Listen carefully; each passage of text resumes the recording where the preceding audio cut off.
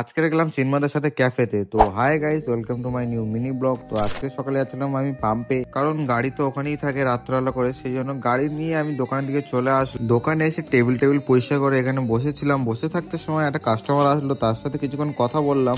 তারপরে আমি যাচ্ছিলাম বইয়ের দোকানে, কারণ কি আমার প্রজেক্টের জন্য কিছু আমার পেজ কিনতে হবে সেই জন্য।